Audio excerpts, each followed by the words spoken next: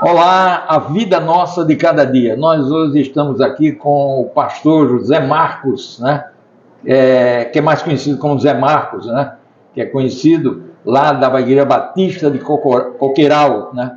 E nós estamos num evento aqui, o evento Emaús. Ô Zé, de onde você veio? Para onde você vai eu já sei, que você vai para o céu, mas de onde que você veio? Amém. Benevides, é uma alegria estar contigo.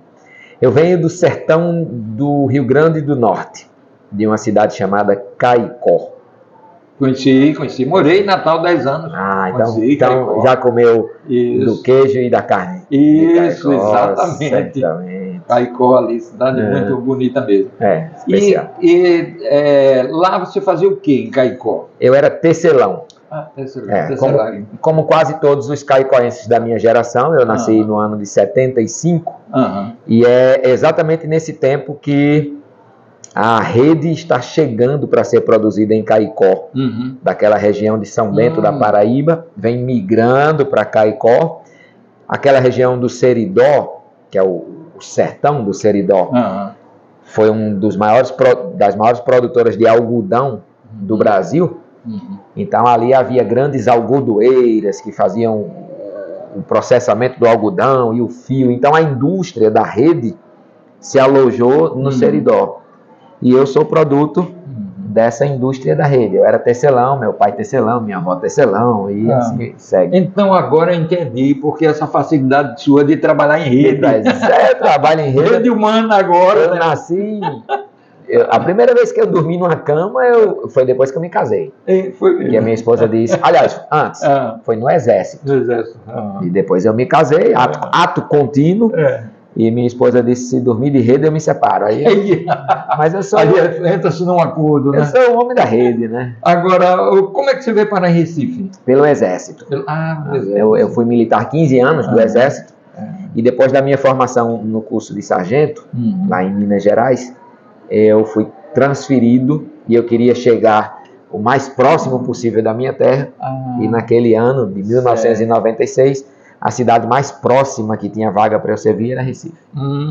É o mais próximo. Eu não sei se eu já te falei o seguinte, eu nasci dentro de um quartel, no 14 RI. Meu pai é ex-pracinha da guerra, né? Em Fernando Noronha. Então, nasceu em qual ano? Eu nasci em 48.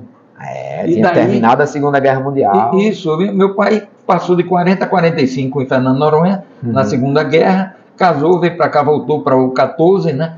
Eu nasci ali e depois a gente foi para Natal. Eu morei 10 anos ali no 16 RI, na vila. Na vila, então... É lugar bom de morar. É muito agradável. Sossegado, é seguro. Natal é tranquilo. Eu morei alguns anos da minha vida em vilas militares e meus filhos dizem que foi o melhor tempo porque se faz uma comunidade muito ligeira, né? Isso, exatamente. Agora, no pastorado, antes do pastorado, como é que a sua decisão em Cristo? Eu sou católico raiz. Eu e minha esposa, nós somos ambos de Caicó e, consequentemente, de tradição católica. Né? Mas, logo no começo do nosso namoro, em 92, nós decidimos buscar um relacionamento com Jesus. E me deram uma Bíblia de presente. E eu li aquela... Isso é uma decisão pessoal? Pessoal. Não foi nada institucional? Não. Inclusive, eu me converto e só vou para a igreja quase 8 meses depois, porque eu me converto no curso de sargento, lendo a Bíblia. Então, a minha conversão, ela se dá a partir do texto bíblico. Eu me encanto com a figura de Jesus de Nazaré, e compreendo que aquele era o projeto de Deus para a vida da gente. Mas eu li a Bíblia 4 vezes sozinho. 4 vezes. E me encantei por esse Jesus. Consequentemente, minha esposa estava em Caicó e eu no sul de Minas. E na mesma semana ela também tomou essa decisão. E quando a gente ligou para falar um com o outro, que a gente só se falava aos sábados por 10 minutos. Era o tempo que a gente podia. Ela me deu essa notícia, eu dei também essa notícia, e foi em Recife que a gente foi para a primeira igreja nossa, né? Primeira igreja. Qual a igreja que você... Igreja Evangélica Batista em Curado 4. Uma igreja bem pequenininha, da periferia do Curado, Jaboatão, né? E essa questão do pastorado, como é que aconteceu? Então, eu estava numa carreira militar muito sólida, 3 anos de soldado recruta a sargento de carreira, e estava estudando para fazer o concurso para ser oficial. Só que eu entro na igreja, recém-chegado em Recife, e começo a enxergar na igreja um conglomerado de pessoas que precisavam do que eu tinha. Precisavam do meu carro para ir para o hospital, precisavam do meu salário, às vezes para ganhar uma cesta básica. E eu comecei a enxergar uma vida metropolitana que eu não imaginava que existia, que é a vida da miséria metropolitana. Então, isso foi uma forma que eu compreendi de imitar Jesus de Nazaré. E fui mergulhando nisso, né? Eu lembro que eu tinha um excelente salário, então a gente chegava a comprar, quando a gente ia fazer nossa feira, a gente chegava a comprar 10 cestas básicas, que era justamente para os irmãos da igreja que não tinham dinheiro, né? E foi quando eu fui enxergando aí um jeito de me parecer com Jesus. E eu estudando muito, já fazendo faculdade, para assim que concluísse fazer o curso de oficial, comecei a compreender que Deus estava direcionando minha vida para cuidar, principalmente do mais necessitado. E aí é quando, de uma maneira muito mística, vem o chamado para ser pastor. E isso foi muito agressivo para mim, porque minha carreira estava toda traçada para eu ir até coronel, e eu estava bem encaminhado para isso. E Deus disse, eu quero até que você saia do exército. Eu passei 15 anos no exército e depois eu saí para me dedicar exclusivamente ao pastorado. Aí fosse fazer curso de teologia? No Seminário Teológico Batista do Norte do Brasil, né, como um bom batista. Né? Estudei lá de 99 a 2003, fui consagrado pastor um ano antes e comecei a pastorear Coqueiral em 2002. Já que terminou, você já começou? Antes de terminar. Quando eu comecei a pastorear Coqueiral, faltava ainda 3 semestres. Mas eu fui consagrado, eu fui consagrado num dia e fui pastorear Coqueiral 5 dias depois. Foi bem rápido, foi bem intenso. E como é que se deu esse momento no início, no pastorado? Eu estava vivendo uma crise da minha conversão para o pastorado, dá menos de 5 anos. Digo, do meu batismo para o pastorado, dá menos de 5 anos. Então eu tive uma vida evangélica muito intensa na igreja, né? Muito intensa, mas intensa, inclusive o suficiente para compreender que havia um desvio entre aquilo que a religião me ensinava, o jeito de ser evangélico que eu aprendia na minha igreja, na minha denominação e no meu seminário, do jeito que eu tinha enxergado no Jesus de Nazaré. E isso me deixou com muita crise. E eu percebi que eu estava sendo formado muito mais para ser um sacerdote de mais uma religião do que ser um imitador mesmo de Jesus de Nazaré. E eu concluí que eu não iria perpetuar um pastorado de sacerdócio. E a igreja de Coqueiral estava com 77 anos já, quando ela também entrou numa crise existencial. A partir da pergunta, se nossa igreja deixasse de existir abruptamente, nós faríamos falta à nossa rua, ao nosso bairro? E a resposta foi não. E a igreja entrou numa crise, e num processo de sucessão pastoral de 3 anos, de muita oração, a igreja me conheceu, eu conheci a igreja, e a gente entendeu que a crise era idêntica.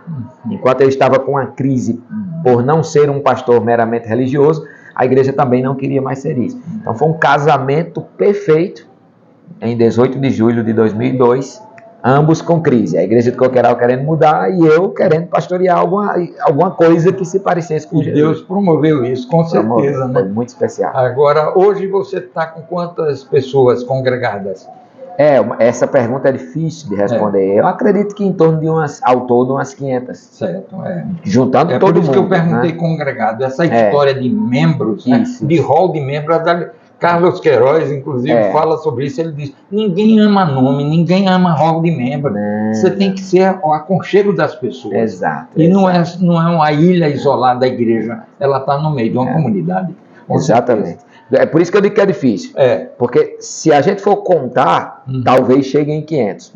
Mas se a gente tivesse condição de ouvir as pessoas dizendo assim, qual é a sua igreja, a quantidade de respostas de gente que ia dizer, eu sou de Coqueiral, ia ser bem maior. Né? Eu me lembro quando eu fui para Suape, nos anos 70, e lá tinha uma congregação preteriana e tinha uma congregação batista. Sim. E a gente só tinha 9 na Presbiteriana Pessoas e 6 da Batista, que era na subida de Nazaré.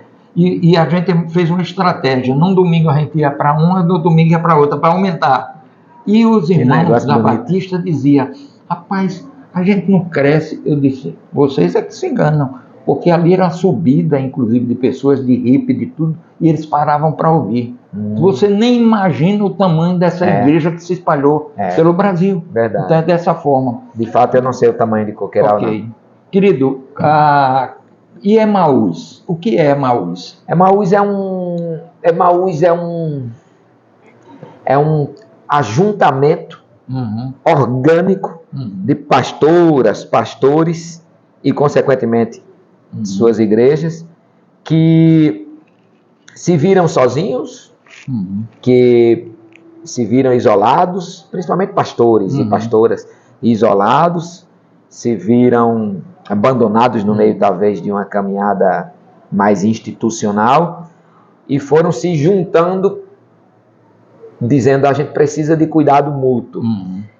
Mas Emaús não é uma organização, Emaús não tem CNPJ, Emaús... até o próprio nome Emaús dando a ideia da caminhada de Lucas 24. Só que chegou um momento que a gente sempre tomava um café uma vez por mês juntos, iam para casa uns dos outros, chorava as mágoas uns dos outros, pessoais, pastorais e tal. E a gente passou muitos anos, eu acho que uns 3 a 5 anos, assim, até que dentro desse grupo, que nem se chamava Emaús. Quantas pessoas inicialmente? Uns 10 no máximo. 10 para juntar 6. Mas um grupo bem pequeno.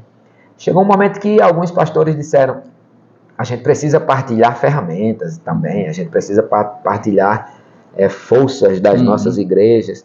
E de um ano para cá, a gente tem tentado não só juntar pastores, mas juntar estas igrejas e trocar poderes.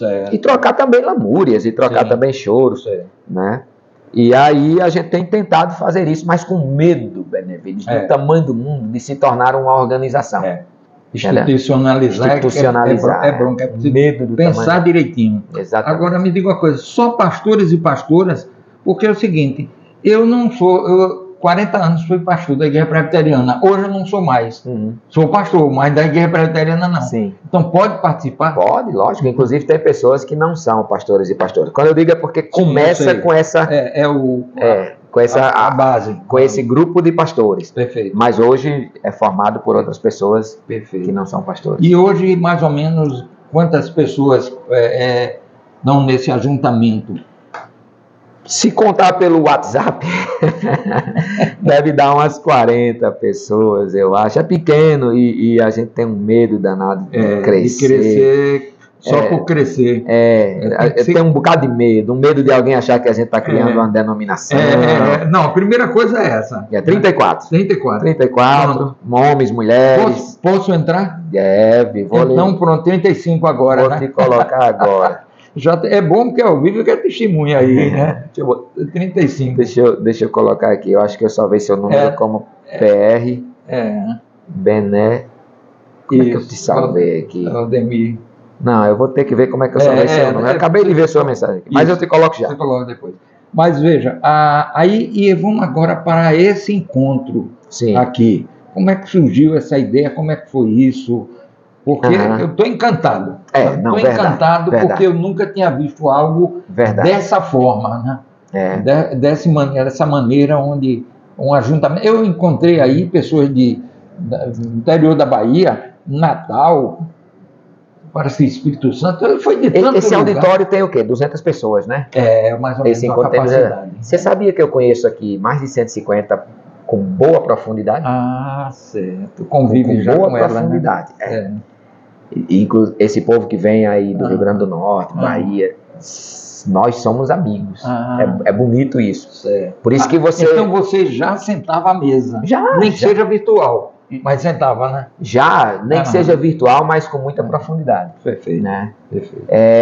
E aí eu conversando com o Ed René Kivitz, que é um dos que estão aqui, ele disse, Zé Marcos, eu estou querendo criar um congresso com o nome Conversas Pastorais, para que a gente possa conversar. E ele fez esse congresso, me convidou, eu fui lá, participei, dei uma contribuição e tal, mas eu percebi que houve muita dificuldade da gente conversar. A programação não permitia que a gente conversasse. Porque nós evangélicos não estamos acostumados a ouvir. Sentar e ouvir. A sentar e conversar. A gente está acostumado a sentar em auditório e ouvir. Perfeito. E eu disse, Ed, eu acho que eu vou fazer um encontro desse lá, mas com mesa, para a gente conversar. E vai ser um encontro simples, pequeno, entre 150 e 200 pessoas. Não vamos divulgar, mas gente que a gente já está caminhando. E o auditório a gente vai tirar aquela formação de auditório mesmo, cadeira atrás de cadeira, e vai botar mesas. E a programação eu quero que priorize a conversa. E a gente fez isso, tanto é que das 15 horas úteis desse encontro, 8 horas e meia são voltadas para as conversas e as reverberações das conversas.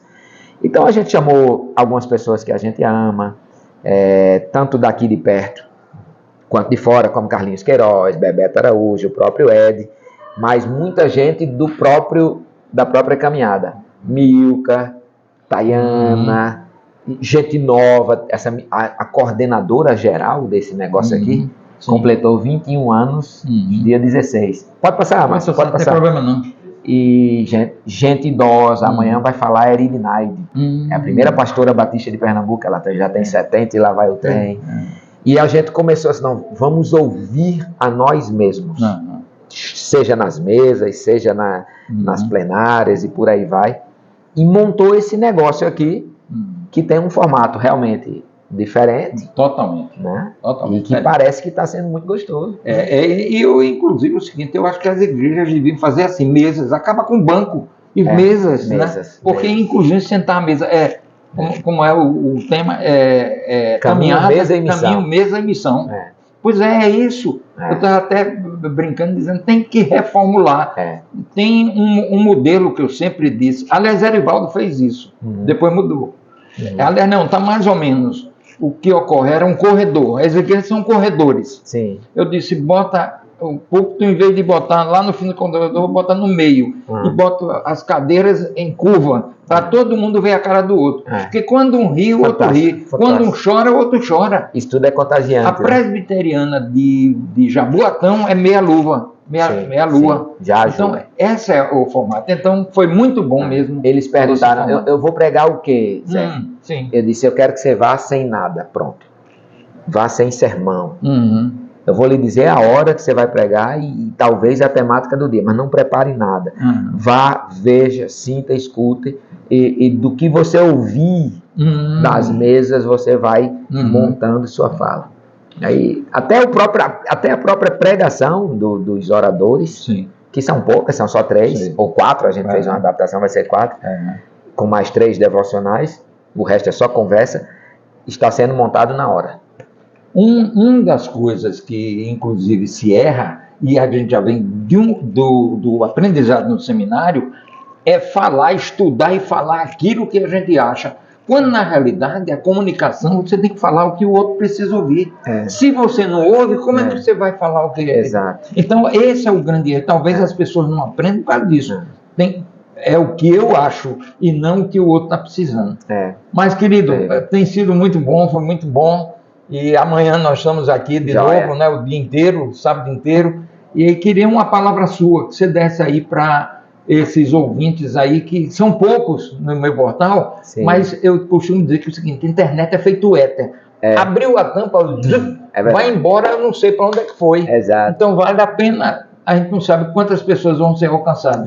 Não estou atrás de curtidas, né, como muita gente tem, mas atrás de passar alguma experiência, algum conteúdo para as pessoas. Dê uma palavra aí para as pessoas nesse sentido.